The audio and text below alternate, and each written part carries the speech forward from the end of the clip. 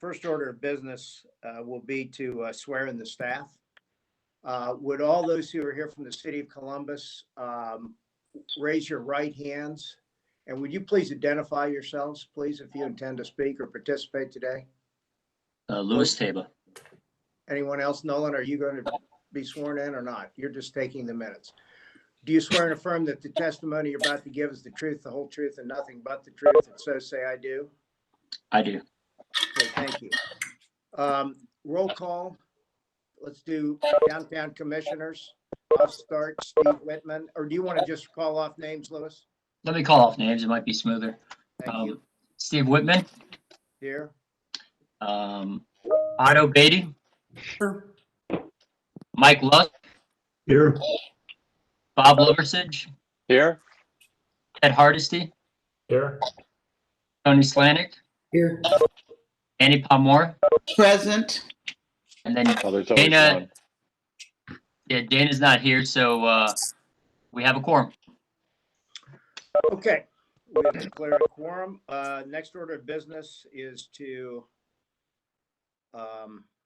you've gone over the overview of the format. Public forum, we approve the minutes. May I have a motion to do so? From the last So meeting. move. There was a second. Was that Danny? No, that wasn't me, but I'll second. A second, okay. As you recall, this was our very short meeting, just 2 items. Are there any questions, comments, additions, deletions? Hearing none, all those in favor say aye. Aye. Those opposed, minutes are approved. Let's just go on. We've got the first case is the continued application from the last meeting. Right. Thanks, Steve. So the first case is 278 North 5th Street. The renovations to a single-story brick structure consisting of windows, canopy, and openings. I went and I visited the site. So these are the pictures. This is the west elevation. This is the east elevation, north elevation, and a close-up of the north elevation. So the applicant is proposing exterior alteration to a single-story brick structure at the northeast corner of Naughton Street and 5th Street. The applicant appeared before the commission at the September 2020 meeting and was asked to return with further details. The analysis is the applicant has provided window sections, an updated floor plan showing a new accessible ramp inside the west entrance, and has removed the address sign along Naughton Street. These changes address the commissioner's concerns raised at the September meeting. The proposal generally meets the guidelines with regards to building design and ground floor uses and storefronts. Who's here to represent the applicant, please? This is Troy Brummel with WSA. Hi, Troy. Would you raise your right hand, please? Do you swear and affirm that the testimony you're about to give is the truth, the whole truth, and nothing but the truth? So say I do. I do. Thank you very much. We've already seen this in some detail, so let's just focus on the changes that you made, and we'll go from there. Troy, please. Sure. So as Louis stated, we provide the interior plan, provide the accessible ramp at the main entrance. On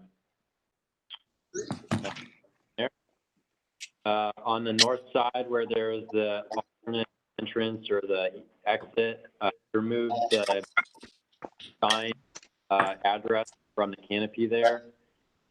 And then we provide detail on the window shrouds or frames. Those are 4-inch, quarter-inch steel plate projections. These section drawings kind of show the relationship to the exterior grade plane, interior. We've got the new storefront windows with 2x4 main framing. They kind of divide up the windows. And we had proposed the muttons to divide up the mutton panels, and we'll be doing those with exterior facing or exterior side buttons as requested by the commission last month. The corner window is the same. It is storefront framing that has no exterior mullion, but it'll be a silicone glazed and frameless from the exterior. Troy, quick question. On these the frames around the windows that stick out the 4 inches, the windows are not actually resting on the frame then, is that correct? They're actually, it looks like they're setting back from where the end of or the outermost end of that frame around it is. Is that correct? I misunderstood that. I thought that the window was sticking out. Is this a different thing, or you had intended the windows to be right inside the walls then, huh? The So it's just kind of a frame? Steel shrouds project out. Gotcha, okay. Provide Okay. a nice window or a shadow line Okay. in. We've seen this. Any questions from the commissioners regarding any of the changes, or where are we on this? I think Questions, I think they've done what we asked, and I would move approval. Okay, there's a motion to approve. Is there a second, please? Second. Any other questions, comments? Anything from the audience? All those in favor say aye. Aye. Those opposed? Motion carries. Troy, thank you for bringing that back, and the details are helpful, and I appreciate it. Thank you very much. Time. Nolan, somebody is making some noise out there. Do we know who this is? Yeah, I think You can figure it out. last phone call was just the applicant. I see. Oh, okay, great. Well, let's go ahead and move on to the next case then, Louis. Sure. 255 South High Street. The applicant is proposing a 49 square foot projecting sign on the facade of the High and Cherry Apartments. I went out and I took some site visits. So here's the building. It's still under construction. And the sign is going to go to the right of those balconies right there. I'm not seeing it. I'm not either. We don't have it yet. I'm so sorry. It would help if I shared the screen. Here we go. All right. So here's the location. Better. There you go. Yep. So here you go. The sign is going to be right here to the right side of the balconies, to the left of those windows. And so the aluminum sign cabinet will have acrylic push-through letters, internally illuminated LED lighting, and a steel frame. The guidelines state that projecting signs are preferred downtown because of its pedestrian-oriented district. Pedestrian signs should be proportional to the building, and the message should be designed in a simple fashion. Proposal generally meets the guidelines with regards to graphics. And here are the sign details. Is that what the sign is going to say on it? Yes. The letter? Okay. And the applicant originally came in with a banner sign, but they worked with staff to upgrade to this sign, which is probably more Is this durable. internally illuminated then? It is. Okay. Okay. Questions? Oh, the applicant, please. Is the applicant here today? I'm here, yes. Okay, Chris, would you raise your right hand, please? Do you swear and affirm that the testimony you're about to give is the truth, the whole truth, and nothing but the truth? So say I do. I do.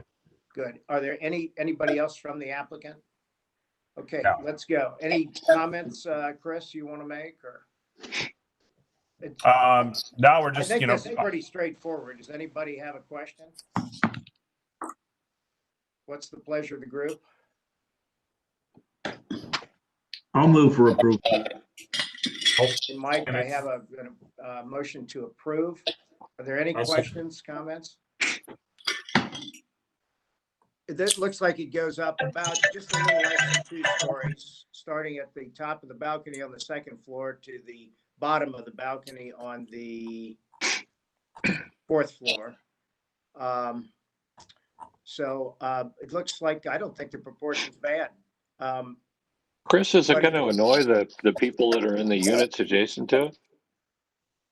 I can't really speak to that. I mean, the developer and ownership is who was driving this, and they did not seem to have an issue with that. So they may have to deal with, potentially having a timer set on it at a little bit later time, but that was the only thing that really came up. Well, answer this for me. The one, we've got two pictures of a sign there, and one has, oh, I see. Okay, the letters are in the sign. This thing on the right where it looks like the letters are sticking up above the sign. You're just showing that those are push-through letters, right? Correct. Right. What does that mean, a push-through? I'm not, I hate to be It's going ignorant. to come off of the face by about 3/4 of an inch. It comes from behind the aluminum, and so the edges and the face of the acrylic just push through that dimension to give the face and side illumination. Okay, so is the blue illuminated then? No, Just, only so the lettering. it's just a halo kind of around the letters? More or I less, think- yes, sir. I think that might actually help with what you're talking about, because it Yeah. doesn't sound like it's going to look like a parking lot sign. Well, It's also gonna be those fine. balconies are recessed. Yeah. It would affect two balconies really, I guess, and somebody that rents there probably realized that there's going to be a sign there, so. Yeah. Any other questions, comments? What's anybody want to do? I thought I heard a second. Did someone second this? Sorry, do we have a motion? We do have a motion. And I- do we have a second then? I You got a guess second? Okay, any other questions, comments? Hearing none, all those in favor of the application, please say aye. Aye. Those opposed? That was easier today. Thank you very Thank much. you, sir. Yeah. Okay, next case. I think things like this where, the light is kind of controlled, for my taste, I think is really good. And I think it kind of, you can see it in the downtown area. It's kind of classy. I think this is good. I agree. I agree. The next case is 550 West Nationwide Boulevard. It's a temporary parking lot. This is for Columbus Crew Stadium. The applicant is proposing construction of a 490-space temporary parking lot north of Nordecke Alley. It will serve as game day parking during construction of the Columbus Crew Way parking garage. They're going to be coming in with a parking garage across from the stadium. Once that is built, my understanding is this temporary parking lot should go away. The design will consist of striped curveless gravel lot without parking islands or trees, and with 35-foot wooden light poles with Hall of Fame floodlights. An 8-foot wide gravel walk will provide pedestrian access to Nordecke Alley. And the design does vary from the following parking lot code standards. They want to have a 8.5-foot space instead of a 9-foot wide space.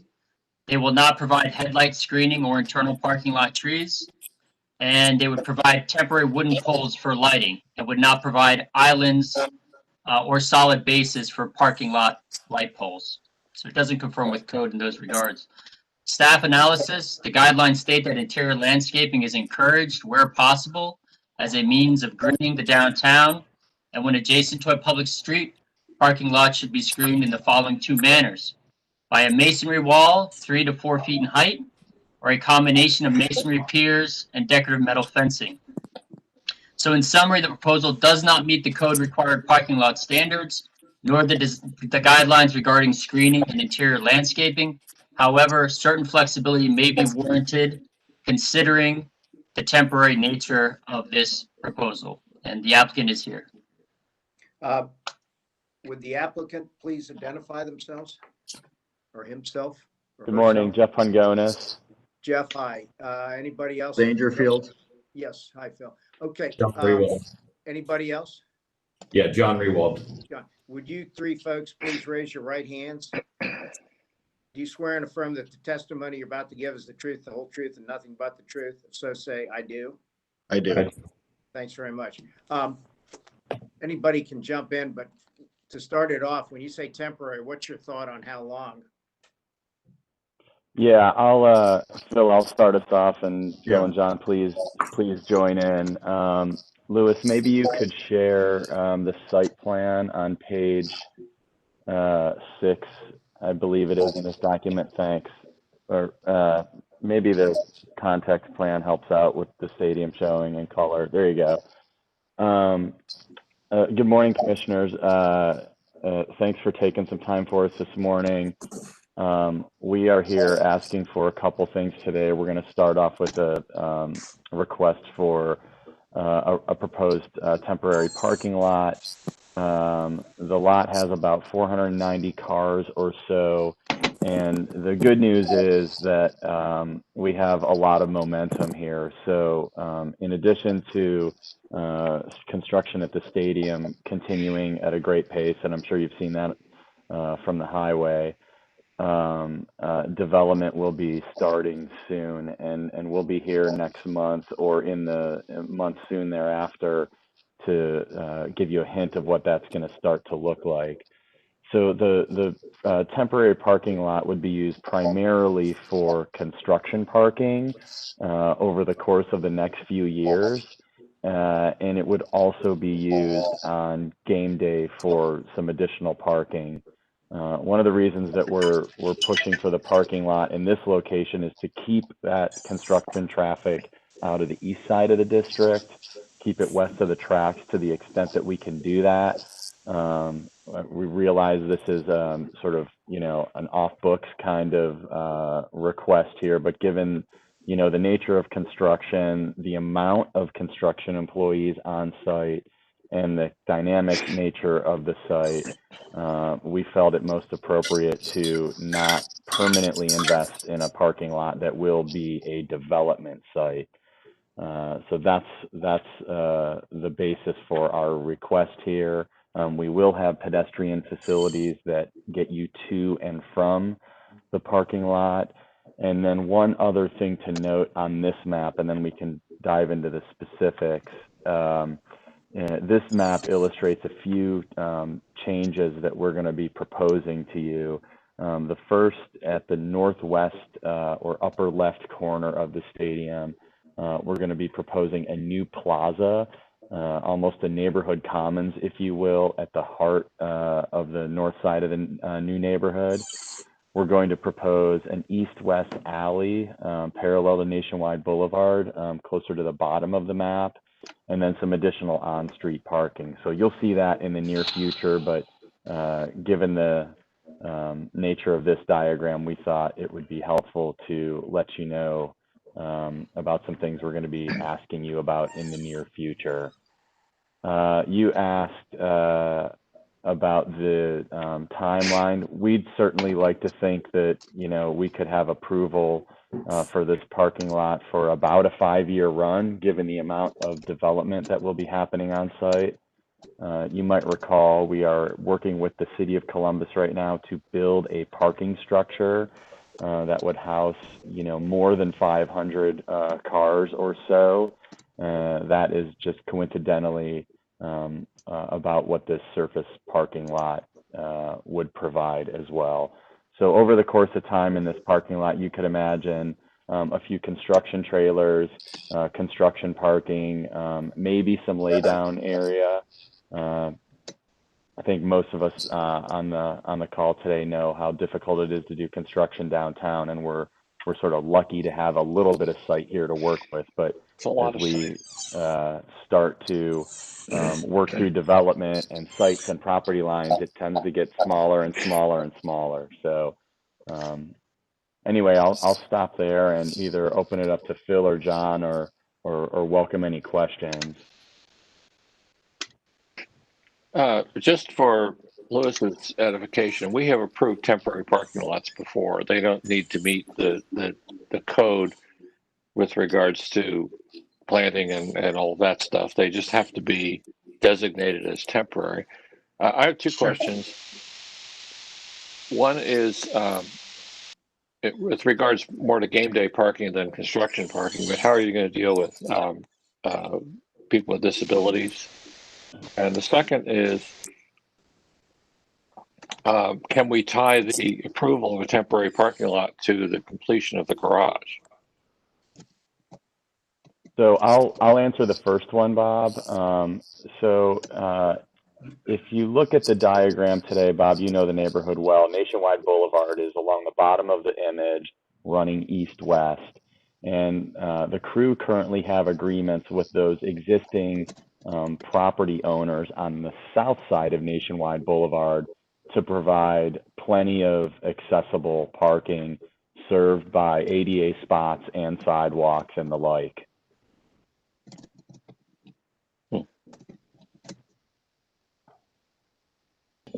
Any other questions? There was a second part to your question, wasn't there, Bob? I'm surprised about 5 years. I don't have I mean, this is clearly temporary with gravel and that kind of thing, and gravel sidewalks even. And frankly, after, I don't know, some period of time, it's going to be a large muddy mess out there, even if the gravel's well put in well. So I'm going to guess you guys are going to want to take care. You're going to want to see that go away, but you think it'll be 5 years, huh? Well, I think, Steve, just the sort of sequencing of construction. If you think about, opening the parking garage, for instance, we're at least 2 years off from that. So if we're sort of sequencing construction around the neighborhood, 5 years just seems like a reasonably comfortable window, so that we don't have to, show up here and, a couple of years and ask for the same thing. But it is, John and Phil, please jump in, but it's certainly our intent to develop that ground, not to park it.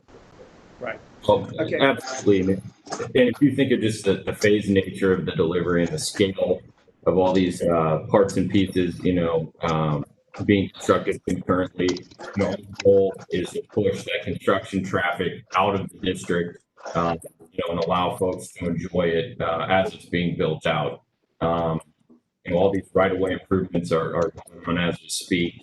And the stadium is well on its way to delivering. So the goal would be, again, to push construction traffic and that piece to the back of the development, and so that folks can enjoy the other elements. Okay. Any other questions for the applicants here? Comments? Phil, do you need to say anything, or we? Phil's got he's got the drill down. Don't say anything unless you need to. Well, what's the pleasure of the group, please?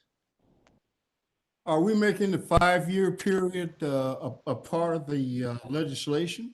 I think that's the request from the applicant.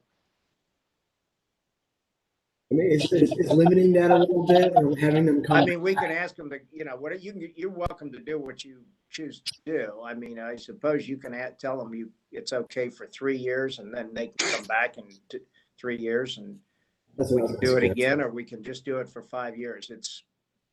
It's up to folks here. Jeff, if you're trying to say something, you have been, there we go.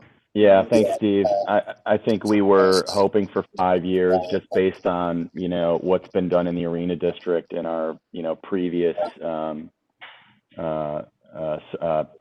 temporary parking lots.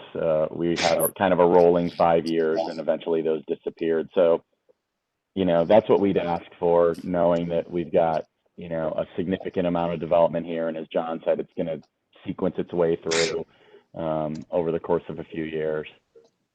It'll take 5 years to build that site out. The one thing that does hit a note for me is that they have the ability to use it for construction parking, and that is a huge thing. And they have, I watch it because I can see it a little bit in a distance, but out of my window there, and they got a lot of folks working over there. I mean, this is not a small construction job, and so I love the idea of being able to get construction traffic off streets and kind of have a place to put it. And otherwise they're just, they're going to be moving stuff around over there anyway on the site. So, and I don't even see them wanting to have this as a long-term solution, because they're going to get folks that are going to go in there. If it rains the day before, it's going to be very messy, and people are going to get messy cars and shoes and everything else. So the market is going to push them to get rid of this thing as soon as they can. So, what's anybody want to do? It's up to the commissioners. If somebody I want to ask just one more question, Please. Steve, if I might. When the plan came in, I think we were told that that new parking garage was not really there for game day parking, that it was going to service the neighborhood and the development. Why are we producing game day parking in the temporary lot? Yeah, Bob, that's a great point. The parking garage, I'm just going to generalize this, is, 75% occupied by residents of the neighborhood on any given day.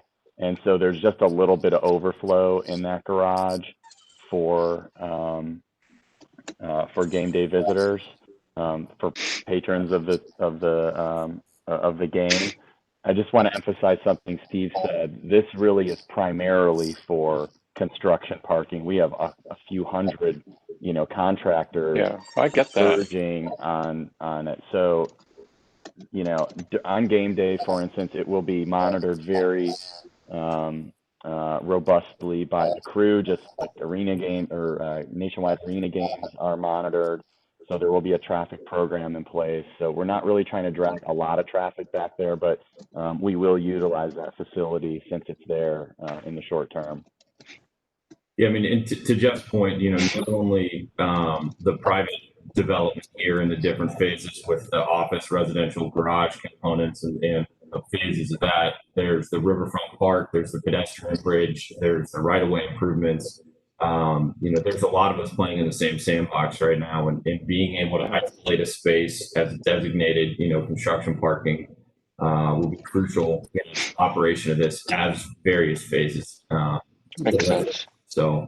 So it's to answer, to get back to Bob's question a little bit, because I remember that comment as well, is your thought still the same, that you really are not a long-term intending to have substantial amounts of parking for the soccer stadium right there by the stadium?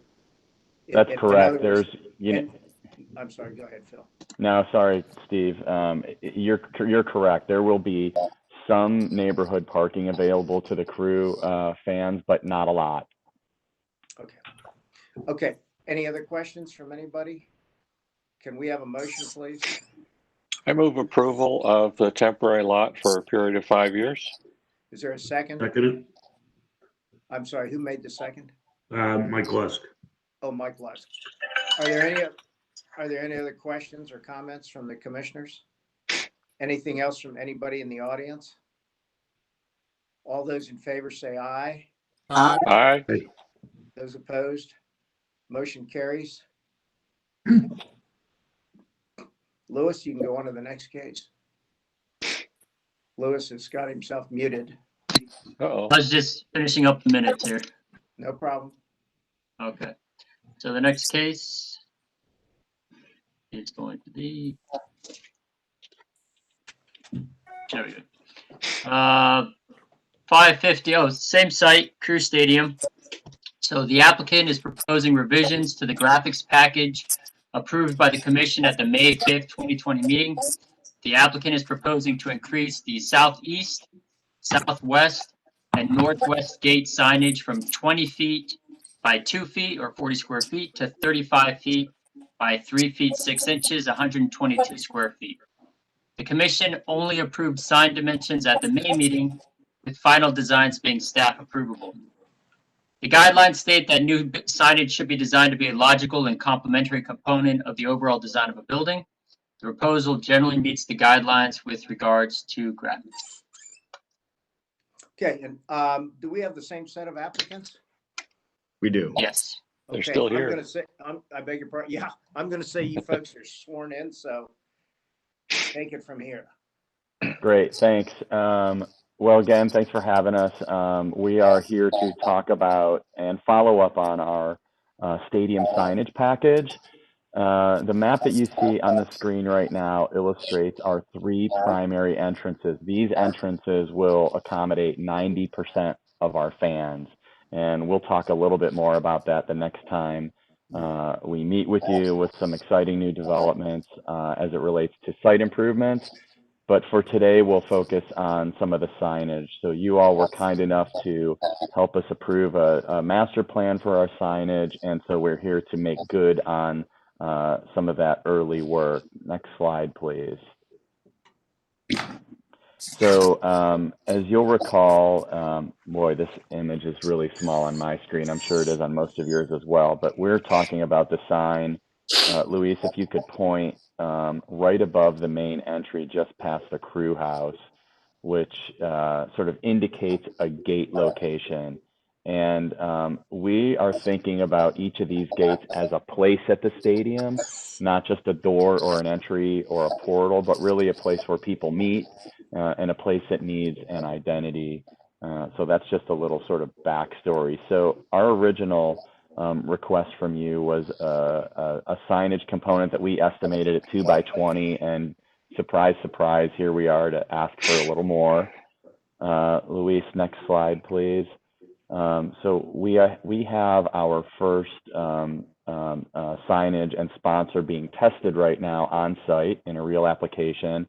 And so here you see AEP's sign at our southeast gate. And this is coming in at about 35 feet long. And I hope you all think, like we do, that it's scaled appropriately against the volume of the stadium itself. And happy to have this sponsor here in place.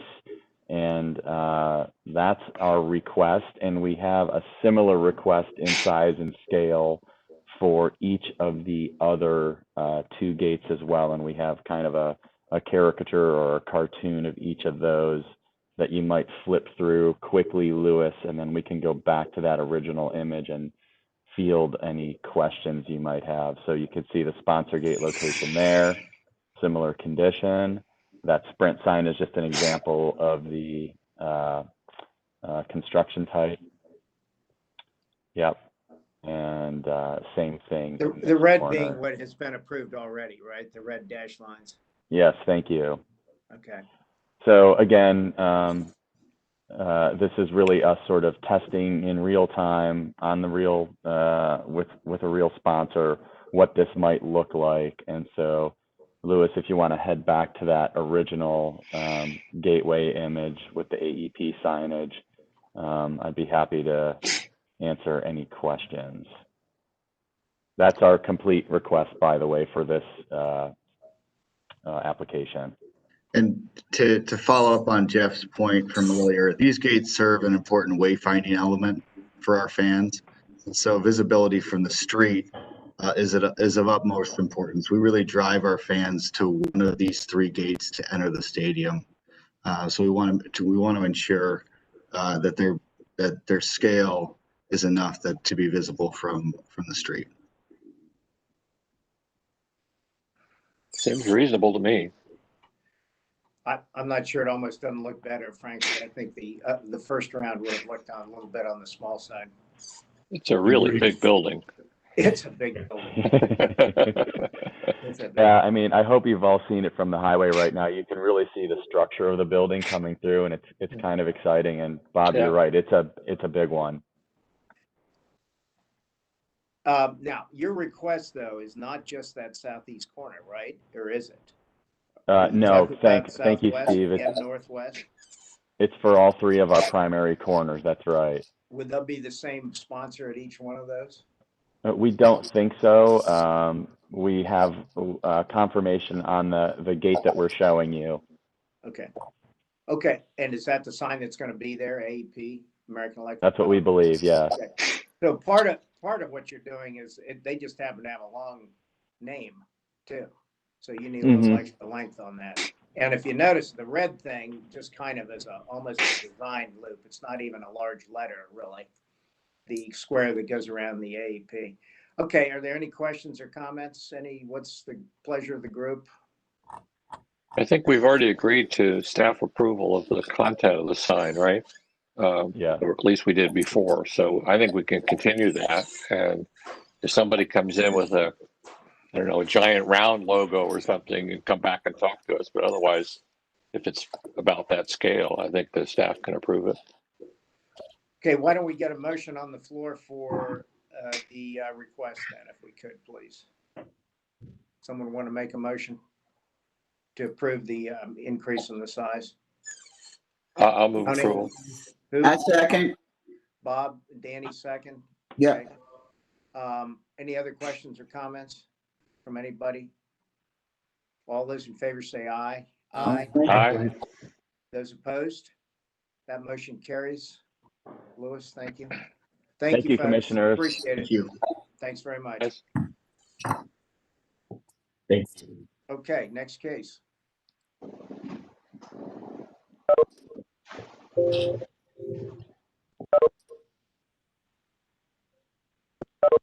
We are going to look at a male pavilion here. Yes, so the applicant is proposing a male pavilion. This is going to be behind the Normandy and the Nielsen. Pull up there we go. So it's in the alley south of Long Street, and the pavilion will serve the surrounding condominiums. The mailboxes will be covered by a steel black powder coated structure with a black metal roof. It will be lit by 4 dusk to dawn lights. The structure will be located in a parking lot with 2 dedicated spaces for mail delivery and pickup. The guidelines state that building materials used in the downtown should be of high quality and durability, and the proposal generally meets the guidelines with regards to materials. And I visited the site. It's just a parking lot, but just south of here is where I believe Edwards' large residential house is going to be built, and the townhomes will be in front of them. That's it. The applicant's here. And who's here for the applicant, please? Tom? Tom Morano. Anybody else for the applicant? Tom, I don't think so. would you raise your right hand? Sure. You swear and affirm that the testimony you're about to give is the truth, the whole truth, and nothing but the truth? If so, say I do. I do. Thank you very much. Go ahead, Tom. Or has everybody had a chance to see the request? Yes. Mm-hmm. Louis, do you want to put it up for us so we can?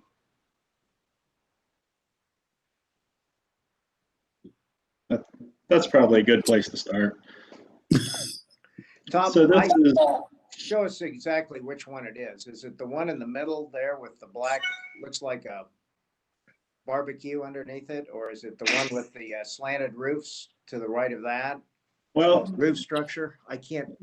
those are just reference images to kind of Okay. show the Alright. character, but we're going to do something that has a slanted roof that directs water to the middle.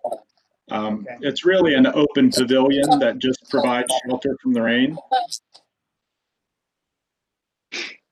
Okay. We always have so much trouble approving Tom's stuff. It's just terrible. We've been bouncing these mailboxes around for the last 10 years, but we finally found a permanent site for our residents, and hopefully this gets approved and they can start getting their mail undercover. Oh, hopefully. Any questions, comments for the applicant? What's the pleasure of the group? I move approval as submitted. Okay, Second. that's Ted, and then there's a second from Bob. Are there any other questions or comments? Looks good. Okay. Can't we hold him up here for a couple more minutes? He had to get out of bed early this morning. Thank you all. All those Appreciate in it. favor say aye. Aye. Aye. Those opposed? Thanks very much. Thank Tom, you. Thank you. Appreciate it. Louis, next case. You know, we're going to get out of here faster than we did last month with 2 cases. We keep moving. Yeah. So the next case is 305 West Nationwide Boulevard. The application wants to do modifications to an existing rooftop sign. So they're proposing to add 2 wall signs and modify an existing on-premises rooftop sign approved by the commission at the July 24th, 2018 meeting. Limited LED wall signs will be comprised of 14-foot by 4-foot by 9-inch painted aluminum cabinets placed on the north and south elevations of the building. The rooftop sign will have a new structure supporting a 28-foot by 8-foot aluminum mesh panel background. All aluminum channel letters will be individually mounted to the mesh with electrical fed to each letter. The guidelines state that buildings should not be dominated by graphics and that each ground floor tenant space or building should be provided one projecting sign and one wall sign or awning sign per street frontage. While the sign themselves do generally meet the guidelines, staff does have some concern regarding the number of signs being proposed. I did do a site visit of this location. So this is the building. This is the south elevation. This is the north elevation. You can see the Versa with the Versa sign that was approved in 2018. And just a couple more angles of the building. That's it. The applicant is here as well. Okay. Mr. Chairman, I think I should recuse myself for this one Okay. because they're my landlord. Uh-oh. Okay. And who's here for the applicant, please? I Jennifer? am. My name's Yes. Jennifer with the Sign Company. Okay, great. Is there anyone else here from the applicant? Jennifer, would you raise your right hand, please? I'm sorry, I've lost Jennifer. Is she? Jennifer, Yes. are you Wait, there? Can you get your We need video to- working again? There we go. Good. There Thank she you. is. You blanked out for a minute. Do you swear and It affirm keeps that the turning off. I'm not sure why. well, we all have those problems. Do you swear and affirm that the testimony you're about to give is the truth, the whole truth, and nothing but the truth? Please say I do. I do. Thank you. Okay, let's go ahead. Jennifer, do you want to take it from here? And we've lost you again here. There we are. You're back. Yes. So we have the roof sign that's been there for as long as I can remember. That roof sign was removed recently and we left the existing structure in place, and we propose to replace that existing roof sign with one that is similar in size and shape. Then below it on the wall, we measured the Versa sign and proposed to replace a sign there as well. Once you get close to the building, if you're in a car, it's difficult to see the roof sign the closer you get to the building. We propose to add a new sign on the south side of the building where there's never been a sign before. Traditionally, the signage on this building has been, I'm not sure it's ever served from that direction, and there's an awful lot of traffic that comes from that direction.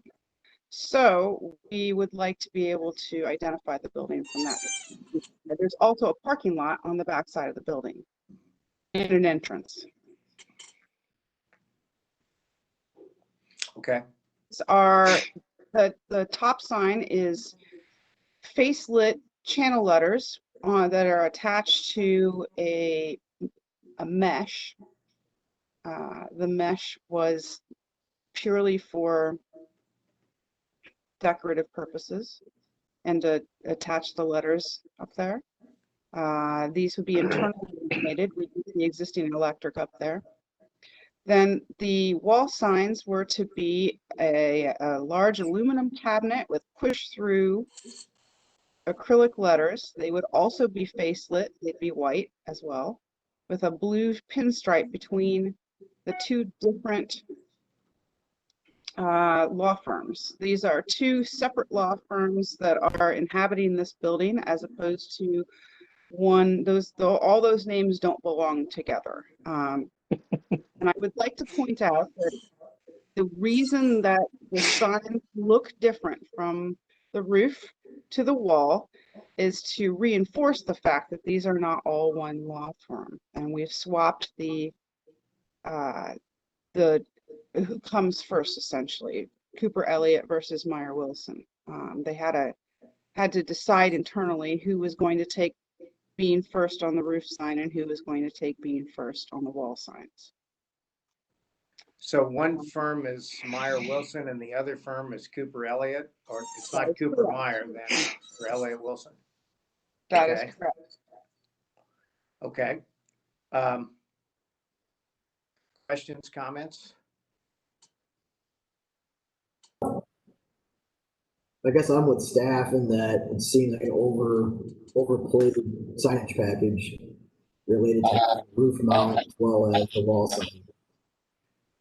I'm sorry, Tony, can you say that again? I could barely understand you on that one. Yeah, I was saying that I guess I'm with staff related to looking at the signage packages presented that you have a rooftop mount and then you also have a wall mount. I feel like you either choose one or the other. You don't need to have two signs directly over top of one another.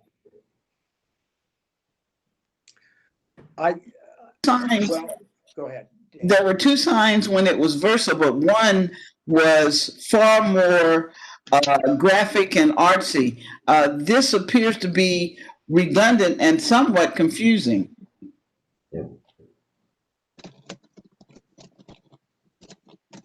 Well, the Versa thing on top was that was almost like a kind of an urban sculpture kind of. Exactly. So even though you had Versa twice, they did not look the same at all. Yeah. Yeah, that was staff's concern, was that it looked like the rooftop sign was more artistic in nature before. More which? Artistic in nature? Or exactly. Yeah. like, yeah. And in fact, when that was brought in, I think you weren't here, Louis, but no. Way back when the idea was the applicant wanted to do, what Versa wanted to do, which of course was Kyle Katz, was change out the scroll on the top of the building over time so that, he'd have a different design thing up there and he could use that as something that he could put, different almost works of art on over time, or some kind of graphic elements on there. So,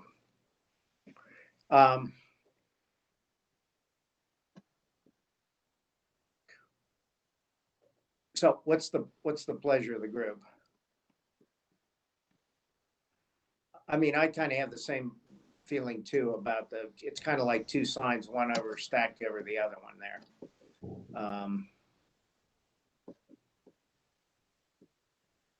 I mean, I could see Mike, if you're trying to say something, you are muted out. Mike Lusk is muted. There we go. Yeah, thank you. No, I was saying I don't have a problem with the wall signs, but I agree that the redundancy is bothersome.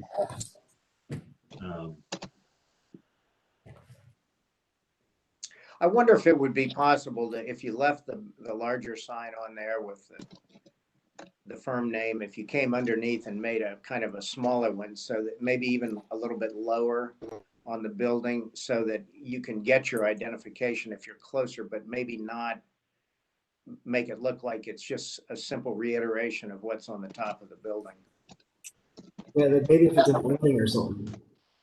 I'm sorry, say that? Maybe if it's like an awning or something. I'm sorry, I didn't get that, Tony.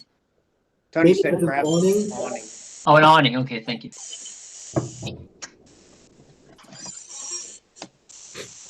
Well, what's the pleasure of the group here?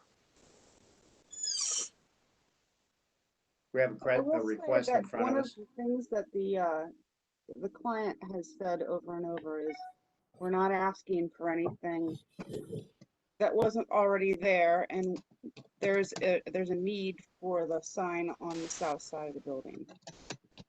It's never been there before. Can we see the south side of the building again, Louis? Sure. Is that the same size as the one you have on the north side, Jennifer? Exactly. Yeah. Exactly the same size. Yeah, and my concern wasn't with the south side of the building; it was more the north, having both signs on the north. That's my concern too. Yeah. And I understand the south side of the building too. I don't even think that's a bad idea. Right, I agree. Can we see?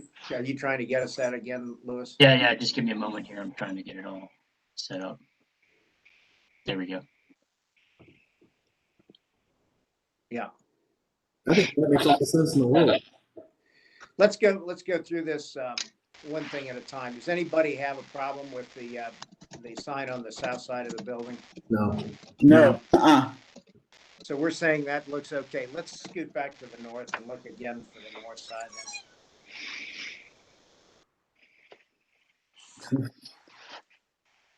then. what do you, would it be possible, and I don't know if this works for anybody else or gets it, would it be possible to kind of, since you've got the big sign, if you had the big sign on the building, could you make the one smaller, almost like a law office kind of sign and move it down a little bit? So it doesn't read just bang one over the other. And I have to agree. When I look at it, I didn't realize you had Meyer Wilson on one line and then Cooper. It's funny. It's one of those things where it didn't visually pop out at me. But one of the reasons I do we think did there's that so that it wouldn't be as redundant. I'm sorry, say that. Oh, I see you. Okay. Well, It's just, if we thing out, what if the sign would be over the metal entrance there so that it would face east?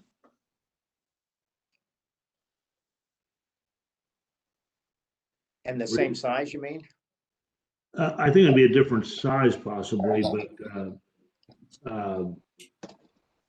so it's just facing a different direction. So what I'm hearing from people is there seems to be a concern about the two signs, one over the other. Am I reading everybody correctly here? Yes. Yep, that's correct. And the other thing I'd like to add, Jennifer, is this the way this sign is going to be mounted? Because that in itself is also making this relatively unattractive. You've got the two signs, they're a bit different, and then I see all this mounting, which also takes away from your sign and the building. Is this the way it's going to be mounted? What do you mean by mounting? Do you mean the cabinet itself? Yeah. Okay. One of the reasons we chose to do the cabinet that way was that when you do individual channel letters, which was our original thought, you have to make at least 2 to 3 penetrations for each letter, through, not just into the wall, but through the wall to run wires through it. And thought that many letters, it was a bad idea to make that many penetrations. We could paint the cabinet the exact same color as the building so that it blended in better. But it was also a thought that we could try to make it match the roof sign. So perhaps it would be more attractive or less visually competing if the cabinet itself were painted to match the building and that all you really see is the letters. Well, does that mean that you're trying to make the background on the sign, on the drawing that you've got, it's not the same color as the building? That's correct. What she was saying was that she felt like there was too much going on with the background, at least as far as I thought I was hearing. Yeah. And I was suggesting You're that right. the solution to that would be to paint it to match the background on the wall signs to match the building. I really like what Mike West said related to putting maybe the sign on the awning, that metal structure that faces east. And that way the two signs aren't competing with one another. And I think that there's an opportunity to make a more pedestrian scaled sign along that metal structure and then also have the roof mount sign. But one on top of the other just doesn't make any sense. Along the awning, the metal structure of the red awning all the way out near the parking lot. That's a huge. That's what Mike said, I think. I like that idea. I guess we have to run electric out there. We were trying to reuse the electric in place, but it could be run out there, I suppose. But it would face, what I was suggesting is that it would face east. Right. Not north. Yes. Right.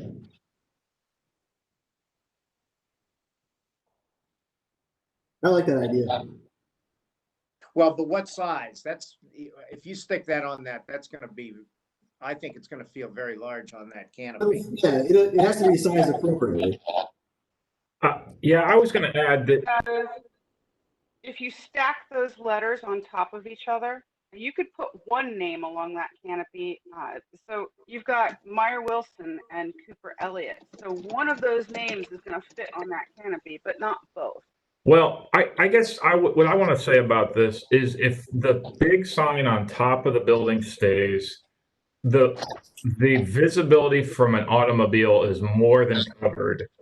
So the secondary sign should be scaled for a pedestrian walking by so they know that is the entrance to the building. So it doesn't need to be 30 inches high. Is that what you're saying, Ted? Exactly. In fact, I would say based on what was shown, it should be 50% or 25% of the sign. It could be put 8 inches or 12 inches tall along there through the window. Yeah, it's just competing way too much with each other, and yeah. So that's my comments on it. I don't think it needs to be any bigger than the two horizontal steel structures. I agree. Jennifer, what do you want to do here on this? I mean, we can try to vote or on this if you want to. You're hearing some comments here. Do you want to try to look at this? I mean, do you want to look at it and bring it back? I'm sure they're in a hurry, I suppose. In a hurry. Yeah. We are already behind schedule. They had wanted to get this up by December, and I told them they'd be lucky to have it by January. Well, I mean, it's got to be right. Yeah. Do you? I don't know what the pleasure of the group is. I suppose. Do you like the idea? I mean, when they first put that scroll up there that Versa did before, the whole idea was not that it was just simply a sign, you know, but it was an artistic kind of thing, so that was part of that approval. And this is not that. This is simply a building identification sign. Yeah. I think that scroll belonged once upon a time to a newspaper. Yeah, Business First. Yeah, the reporter. It was what? The reporter. No, it was the Business First. Business First. You're right. Okay, you're right. Okay. So when the newspaper put it up there, it was supposed to be an artistic kind of. I'm sorry. Go ahead. Well, it was originally an identification sign, and at the time they were doing. There was a lot more push to make artistic shaped signs, I suppose, that look like that represent the business that they. Okay. I think that what they want very much is to have that roof sign. They are pretty determined to have that roof sign. And if there's any feeling that the roof sign could be approved and that we go back and think about the wall signs, I think that'd probably be a better solution for them. What does everybody feel about that? We could have a motion to approve the roof sign and the sign on the south side of the building and not approve the one on the north side that's on the wall. Would people be okay with that idea? No? Are there problems with the building, with the sign on the roof? Any thoughts on that one? Tony, Ted, Danny, Otto? Well, a roof sign looks almost larger than the building. Say that again, Otto. So the roof sign looks almost as larger than the building. Yeah. We are using the existing structure up there. I guess I would just say, yeah, I'm struggling with it because, yeah, the precedent before was that there was certainly art. It was a sculptural piece, and I think the reason for approving that signage was largely because of the artistic solution there. Now, I'd be willing to approve the south side sign for now and have them come back on some composition of the roof sign and the north-facing sign? I'm with Ted. I agree. I would agree with that. Okay, let's have a motion to that effect then, if we could, please. I'll move to approve the south sign as submitted. And is there a second for that? Second. Okay, there is a motion on the floor. I'm going to ask for any conversation, questions, comments. Jennifer, what do you want us to do? Do you want us to go ahead and vote on that? Do you want to table it and come back? Do you want to move ahead with the south side? I think you're hearing the comments, so there is a motion. We've got kind of two options. We can vote on this or we can table it if you want to, or withdraw it. Well, if we vote on it and the south side is approved, I can come back next month with a different plan for the roof sign. Yeah, and I think you're hearing two things. One is that the sign on the roof seems very large and kind of maybe slightly out of place. And I realize you're using the same structure that was there when the thing was for the previous signs, but they were certainly a different thing. They were kind of artistic, and they had, scrolls and all this kind of thing on it. And then I think you're hearing that there's a problem with the kind of, I realize you've switched names around, but there's a redundancy between the sign on the roof and the sign on the wall. So let's go ahead and vote on this. Are there any questions or comments, anything else, anything from the applicant? Okay, hearing none, all those in favor? I'm sorry, go ahead. Oh, I was just going to ask what, you talk about sculptural. We've removed the scroll. We have proposed something that is sort of a industrial feel to it to mimic the area. And I'm just curious, what would be an artistic feel that the commission has, a leaning towards in that area? Okay. Any thoughts for that? What that might be, that might look good to people? I guess from my standpoint, what I'd like to see, if it were not going to be something, I mean, to me, the scroll was larger than it needed to be or wanted to be, but it was an interesting figure. So if it were not that, if it was just a kind of a sign, and if we're going to try to be proportionate to a whatever that building is, 1.5 story building, then I would think it maybe wants to be smaller, a little bit smaller, and maybe even slightly more horizontal. I don't know. And I think, and then I think you've got to figure out a way to reduce the size. I think Mike Lusk or whoever made the comment hit the nail on the head, that maybe that was Ted, if you are walking on the sidewalk and you're walking along Neal Avenue, you don't need a sign. You don't need 30-inch letters or whatever they are on the sign on the side of the building there. So that's my thought, and I'm speaking for me. I think you've heard some of the other thoughts from people. So, okay. Okay. Although, let's vote. Hearing no other comments, all those in favor say aye. Aye. Those opposed? Okay, that motion carries. So that is. Mr. Chairman, just a reminder, I recused myself. Bob Loveridge recused himself. Okay, Louis, thank you very much. And I missed who proposed the motion and who seconded that? That was Ted, wasn't it? Ted? Yes. Motion, and who's second? Danny? Yes. Okay. Danny second. Thank you. Okay. Next case. Next case. Thank you very much, Jennifer. Thank you. Have a great day. You too. Okay. 60 East Spring Street. The applicant is proposing to enlarge an existing ad mural from 65 feet by 65 2 inches to 79 feet 2 inches by 72 feet 8 inches. An increase from 4,235 square feet to 5,752 square feet. Originally, this location contained 4 ad murals. At the 9/24/2019 meeting, the commission approved to merge all 4 ad murals into 2 large ad murals, but the total square footage remained the same. Staff analysis, chapter 3359 states that applications for ad murals may be approved by staff if they do not increase in dimensions.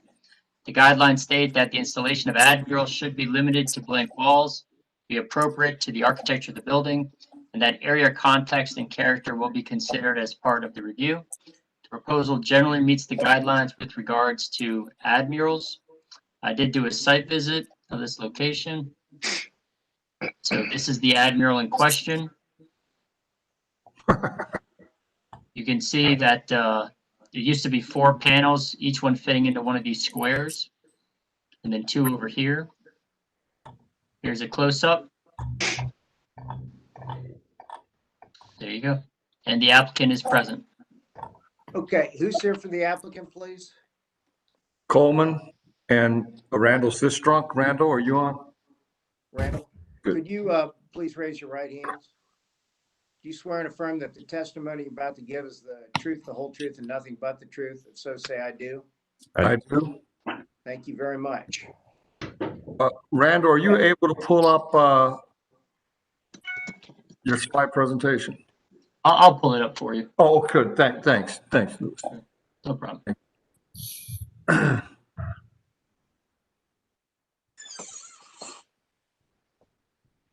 There you go. Is this the latest one from yesterday evening, Louis? Yes, it should have the at the very end. Very good. I believe so, yes. Okay, thank you. So, Mr. Chairman and Commissioners, thanks for having us today. This application is all about what's appropriate to the architecture of the building. It's about framing of the site, of the size of the sign. And if we could go to the slide, just show you. So this is the current size on the right-hand side, which was approved the last go round. And if we get a closer view of the corners there and the recess, you see, I'm using my pen. The next slide. Is the next slide? Okay. Yeah. One more. Right there. All right. The building architecture provides for a recess along that darker edge in there. And our proposal is to expand the sign to encompass the entire recess, thereby causing a better frame of the sign itself. Additionally, you can even see in some of these photographs the clasping that exists that you could see from the street for this sign. And once the sign, if it is approved, is recessed into the architecture of the building, you will see, you won't be able to see the clasp. So that's the application, and it's very simple, and it's all about the architecture and the appropriateness of the building. Here is the sign that would be in recess as proposed. That's the only change. The horizontal sign does not change. It does not change. Did we restrict the size of this when we approved it? I don't think we did we? Well, I think No, they had a specific size. What we did, yeah, there were 2 panels, and they basically filled in the middle, I think. Isn't that right? that's correct. That is correct, Steve. I actually like it better. I think the image on the right feels like it fits the building, whether it was recessed or not a recess. To me, just visually feels better than the one on the left. I agree. Personal I do opinion. too. It's working with the architecture. Mm-hmm. I like one large sign like that better than 2 smaller ones, Yeah. and certainly better than 4. Mm-hmm. Okay, just to mix in a little It's variety. very impactful, and it looks like it looks like a picture that is framed when it's larger. Yes. Agreed. Just to mix in a little variety, I am going to vote no on it, just out of the size of it. I think it is just becomes massive, and I think it's too big, and I think that's one of the things we need to always be concerned about downtown. So, but I hear a lot of okays, so I'm going to ask for a motion. Motion to approve. Second. Second. Is that Danny? Yep. And who's the second? Otto. Otto. Are there any other questions, comments? Anything from the applicant? Thank you. All those in favor? Say Aye. Aye. Aye. Those opposed? Aye. That motion carries. Thank you very much. Thank you very much. Appreciate it. Okay. Next case. All right, final case this morning. So we have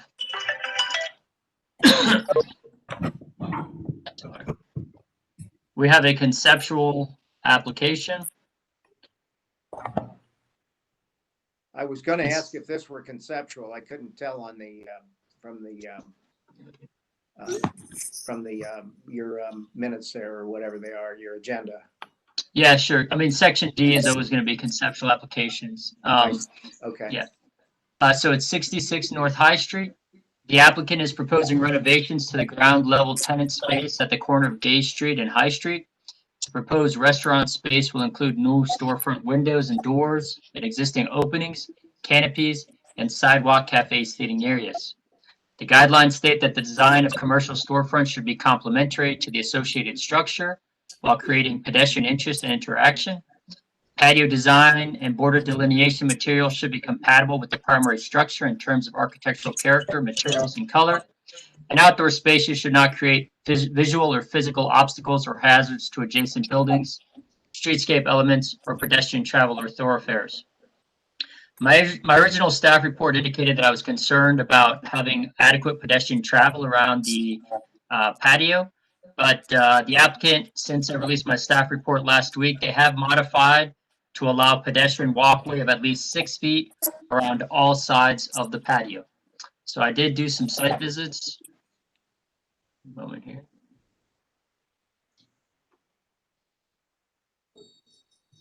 Okay. So here are the site visits of the location. This is the west facade. There's a storefront. You can see it kind of has like an aluminum storefront, not in the greatest shape. This is the south elevation. This is facing south on High Street. And here you can see the existing patio area with some bike racks. You can see some of the sidewalk furniture. And there you go. I believe the applicant is with us. Who's here for the applicant, please? Could you identify yourselves? Nick Munoz with Myers and Associates. Okay. Mike Burmeister with Myers and Associates. Okay. Jeff? Jeff Edwards. Anybody else? Would you raise your right hands, please? Do you swear and affirm that the testimony you're about to give is the truth, the whole truth, and nothing but the truth? If so, say I do. I do. Great, thanks very much. Okay. Tell us about it. Okay, Jeff Edwards, Mr. Chairman and other commissioners, thank you for letting us present this conceptual review today. I have to say this is the first time that I've dealt with or had a sketchbook done, so there's about 50 pictures, probably more than you might even need to see, that are I guess sketchbook-like, but and I don't know if any of you have had a chance to run through it. Most of them pertain to the inside, but roughly what I'm going to end up being the lessor on a very, very long-term basis of this space. We are also attempting, and we'll be back in front of you, to redevelop the White Haynes building and the Madison's buildings next door, in which case we'd be the owners in that instance. And then I'll sublease actually this restaurant space to an operator. So that's really my role in that regard. It's about 3,500 square feet in total. From memory, there's about 100 seats inside, There's obviously quite a few seats outside. This is an attempt, on my part, I guess, after having been in a lot of other cities that have these, kind of French bistro spaces. I don't know of any, and I'm sure I could be corrected in saying this, but I don't know of any that really try to do an authentic kind of job like I'm attempting to do here in our town or in our city. But so that's the plan. Unsure of the name at this point. We did go back and revise the outside patios to the 6 foot width, and we're unsure of the name, I guess. And obviously, we'll be back in front of you with many of the more detailed representations in terms of storefront material and all the things that I know that I need to get in front of the group on. But that really, from a concept perspective, and I guess we could just rattle through a few of them.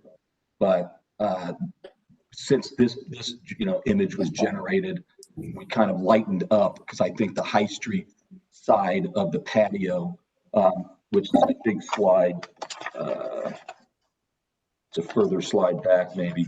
We lightened that up to a degree, or I guess it's slide 10, but in the one that I have, I think this might be the older presentation, but I lightened that up, or asked to have that the heavier kind of screen wall, or whatever you want to call it there, shielding the patio, to be much lighter on High Street than it is on Gay Street. It's just not, I have it in the package that I have here. It might have been the second one that we sent you, Louis, but and there, again, on page maybe 13, but I'm not sure it's the same 13. Jeff, tell us what you mean lighter.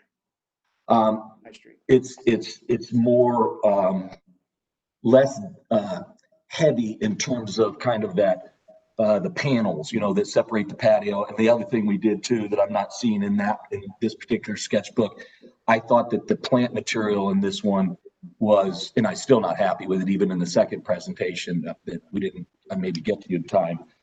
It's not, I think, of the area. It looks like palm trees and other things that are south, and I don't think that's appropriate. I'd love to get some evergreen in there. I don't know what that is yet, and because in planters that's hard to do, with the freeze thaw, but it'd be more reflective of kind of the things you'd find in Columbus, which probably would include perennials in the summertime, but something that hopefully can overwinter and looks appropriate, not out of place. And I guess back to the railing on High Street, it's just the way it's in the second stab at it is that heavier kind of, it looks like it's a lit wall. It's not really a lit wall, but it's something that is heavier, and it's more just like chain, like maybe not chain, but much more see-through on High Street than what's shown there. Hey, I apologize. I have the old presentation. I'm looking for the new one for you here. I'll get it pulled up in a minute. I think that's on this. That's going to be helpful.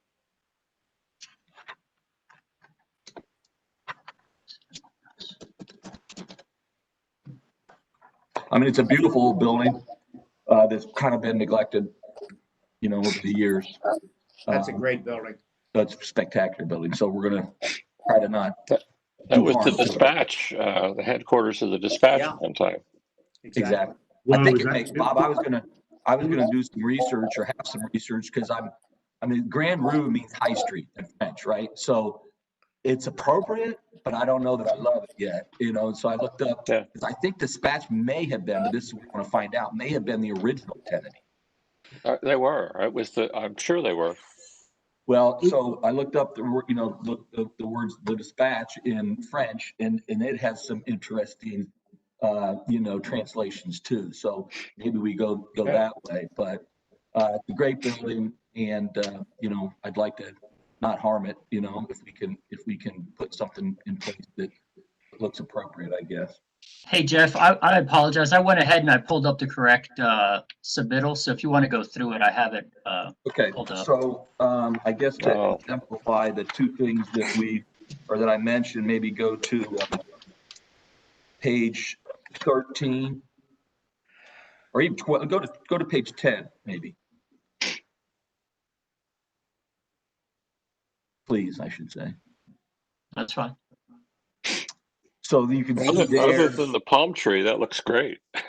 Yeah, and so there's some perennials that would be, that could be something that you would see in Columbus. This is a lot more like kind of some of the planters that you see around the State House, things like that. It looks to me like there's grasses in there and petunias and whatever the pink thing is that's kind of cascading.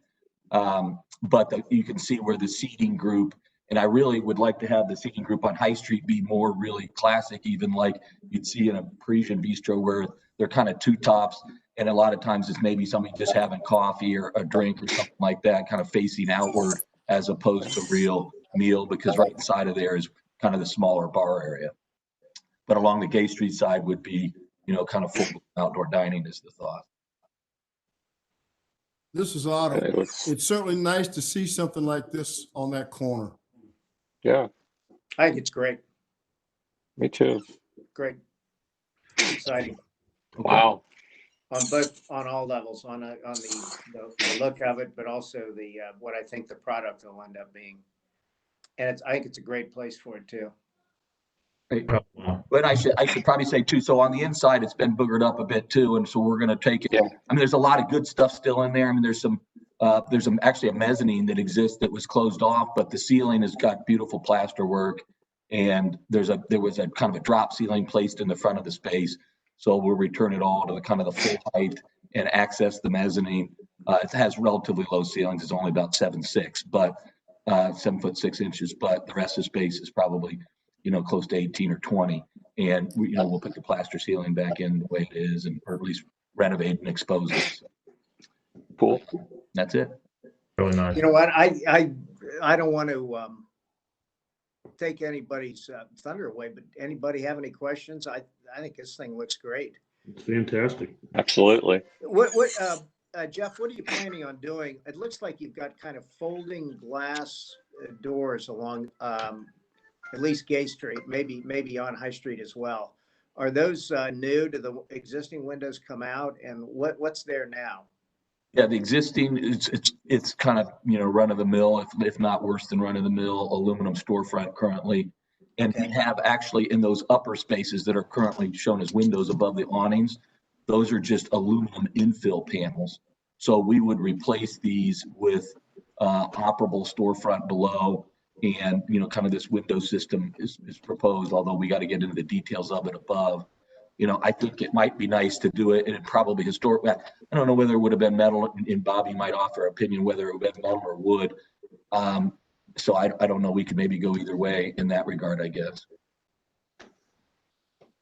Given the age, maybe it was metal or wood. I don't know. Okay. Any thoughts, Bob?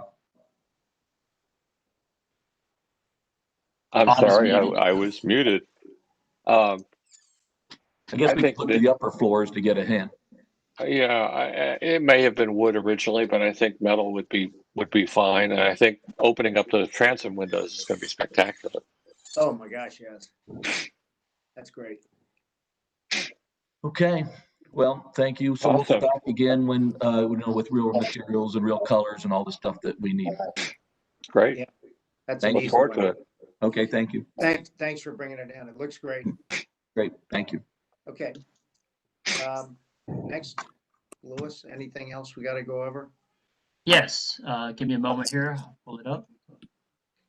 Guys, I want to spend a few minutes talking about the Harrison Smith event as well, if we could, for a minute before we jump off. Sure. So on the agenda, I think the next thing we have is to approve the staff applications. We had a ton of ad murals. I've never had so many. I think the new iPhone was coming out, so they were putting them up all over downtown. So that's it. I just need approval on those. Move approval. Okay, second, is there a second, please? I'll second. Okay, Mike, second. All those in favor say aye. Aye. Good. Okay. And then I just wanted to give you an update on the White Haynes building, right next to the location we were just talking about. The building suffered a little bit of, well, the cornice fell off of a section of the front of the building. So I just wanted to bring this to your attention. Some residents called me up and they were pretty concerned, and I indicated I would pass it along to the commission. So you can see there was a piece of the cornice fell off. It did quite a bit of damage. It hit the awning and it smashed the awning. You're showing us pictures? I'll get this sorted out. Here we go. There we go. You see it now? Yeah. Okay. So you can see here a chunk of the cornice fell off at the top of the building. Pretty good size. It's very similar to what happened at the building that we were just discussing last year when a piece of the cornice fell off as well. You can see it fell down with some force. It smashed the awning in pretty good. And so we're working with the Department of Building, the building department, to have this building inspected. Either the sidewalk is going to be closed or has been closed at this point in time. And they're going to review the building just to make sure and review its structural integrity. Wow. Okay. What's the cornice made of, Louis? Actually, I'm not sure. I don't know. Looks like it could be terracotta almost. Yeah, I think it's important that we advise the building department or ask them not to require the owner to rip it all off, but rather to somehow protect it in place so that when that building's renovated, that we haven't lost that important part of the building. Sure. And I talked to them and they said that is always their last resort. Unless the facade is literally falling off or these things are just really going to fall and kill somebody, that they will always try and preserve it first and work with the applicant to preserve it. And so they're going to try and do that. And I can convey that to them as well.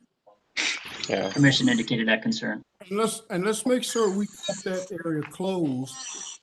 This is mindful of a tragedy that happened to former Councilman Ben Espy a few years back. Yeah. Right. On Gay Street. On Gay Street, exactly. So let's make certain we keep that area safe and keep people away, because we certainly don't want anything like that to happen. And we're lucky that nobody got hurt when this. Yep. Can you imagine that? Absolutely. Okay. So has Jeff Edwards bought these buildings? My understanding is yes. Last Friday, the Friday before, it transferred. Yeah, great. Yeah, that's good. And then the last thing we have is the Harrison Smith Award. I had sent along some possible locations for you to review, and if you have any additional ones, we can discuss them as well. But Steve, if you want to go ahead with this. Any thoughts, comments from anybody? Thank you for doing that, Louis. Sure, no problem. And I did want to, I did do a little digging in Daniel's folder system, and some of the ones that aren't completed yet, I did want to pass along kind of what they look like. If you want to look at them, I've brought up what was approved. So there's Library Park, there's the Industry Building, there's the Harlow Building. So if you want to review any of these other projects, we can as well. That's great. Well, I think Library Park is not completed yet. I think Harlow, I don't know, it's done. You also mentioned the cooking school. I think it is done, is it not? I mean, it's occupied, isn't it? So yeah, the Culinary School was completed in 2019. I didn't know if that affected its criteria for being selected or not. No. Okay. No.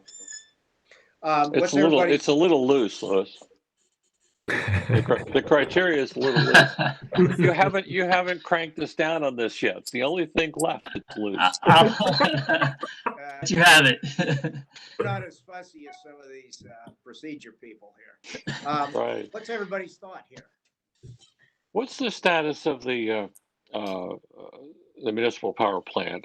Is any of it occupied yet? Yes, on the west end of it, the Garth's auction is in there, and they've been in there for a while. Yeah, I spoke to them. Part of the power plant is not. I mean, the windows aren't even in. So.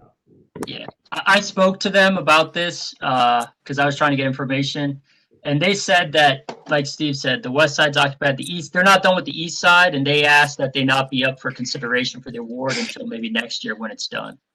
Okay, that's fine. It's not ready to get the award right now anyway. So that was my question. Yeah, I haven't been down there obviously in quite a while. I think that Culinary School is probably the most impactful on this list. And I guess in terms of its urban connection, the college should be commended for putting it where they put it, because the master plan had that building being way up by CCAD and so far away from the campus that it wouldn't have been a good urban solution. And when they built this, they moved it back where it belonged. So I think that's actually pretty significant. Bob, I agree with that, and I think that's an excellent point. I mean, beyond the design of the building itself, which I think is very good, that urban design decision is significant. And maybe a third thing is, I think what's happening inside that building in terms of the teaching and how those folks will come out into our community, probably largely downtown, and work in our or be our chefs in our restaurants. I think it's a very impactful project. And I would, Plus the windows and the terrace on the street there. On Yep. Cleveland Yeah, Avenue. yeah. yeah. It's, and by the way, I even like the way they reran the road there. I can't remember which, is that Mount Vernon Avenue? Yeah. Is it run Yes. by there too? That's kind of relocated. So I like it. I think it's a good one. I think it's great. The location, I think it's innovative. It's not just a building. It is part of the urban fabric. It's a part of the community. You have a lot of people who are talking about that area. So it has really made a big difference to the community. I love it. Am I hearing a consensus about to be achieved here? Sounds like it. What's everybody think? I think it's a great project, and sounds like everybody's for it. Yeah. Should we go ahead and pick it? Everybody ready to do that? Yeah.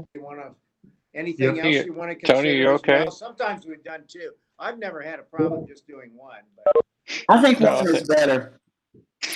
I think one is appropriate this year. The other projects are all fine, but they don't stand out, I don't think, in the same way this does. I agree with you. Okay. Let's just to be, and this isn't official business, but why don't we just vote on it for the heck of it? Somebody want to make a motion for that?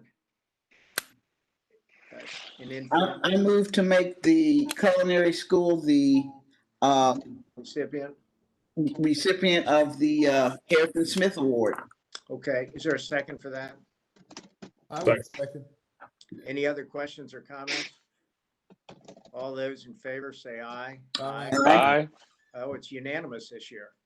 Bob, I hate to do this and impose on you, but you guys did a really bad thing. You did such a nice job and have done such a nice job. You screwed up.